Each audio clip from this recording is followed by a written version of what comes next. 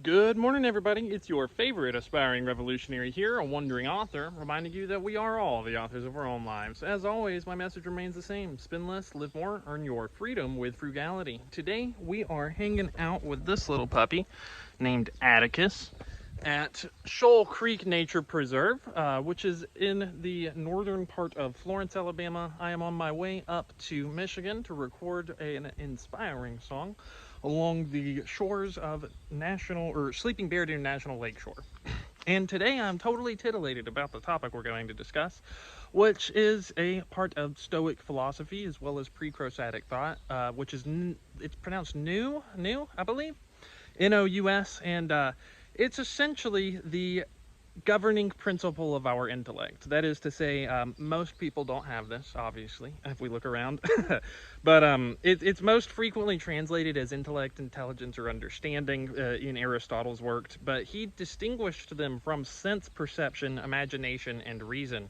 It's the truth-bearing capacity of our soul, or psyche, as the Greeks would have said. It's frequently described as being equivalent to perception, like what we do with our senses, but entirely within the mind. It's what allows us to distinguish the truth from what's not true. Again, clear sign that most people don't have this. Anyways, he believed that it was required for independent thought and rational thinking, and Heraclitus, a pre-Socratic Greek philosopher, complained that it's not something that you can teach to people. Like you can put people in school all the time, and as we've seen, school doesn't necessarily make people able to know what's true and what's not. In fact, a lot of times it seems to make it difficult for them. Plato and Socrates would say that it was a divine force that actually set the world in motion, that it was the initial mover, and it's what they believed was the immortal capacity within our soul as well. Now, Aristotle would go further than Plato or Socrates, and he would actually divide them up from logos, which is another aspect of our soul, and it's the rational thinking part. So again, Nous is the ability for us to see what's true in our everyday thoughts, while logos would be what allows us to think and actually use this truth in our thinking.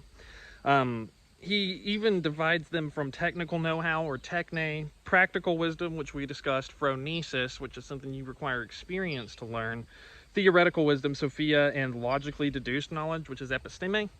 And this concept even shows up in Hindu philosophy, where in Samkhya, this intellect, or buddhi, is differentiated. It's what allows us to differentiate matter, or prakriti, from pure consciousness, or purusha.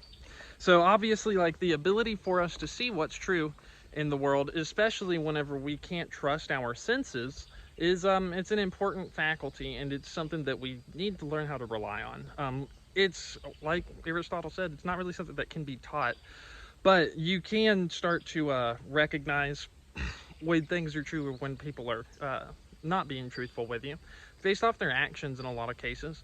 And generally with people, it's the hardest to actually see the root of their knowledge. But if somebody's telling you one thing and they're doing something totally different, you don't necessarily need to believe what you hear, just believe what you see, right? And that intellect, or your intuition, or what the Greeks called Nous, is really what allows you to know that something's funny about something. Anyways, I don't have a whole lot for you guys today, but as always, my message is the same: spend less, live more, earn your freedom with frugality. I will see y'all next time. What are you doing in order to inspire, uplift, and empower your community today? Because this world isn't changing unless we all do our part. I will see y'all from somewhere further north tomorrow. Until then, y'all have a good day now.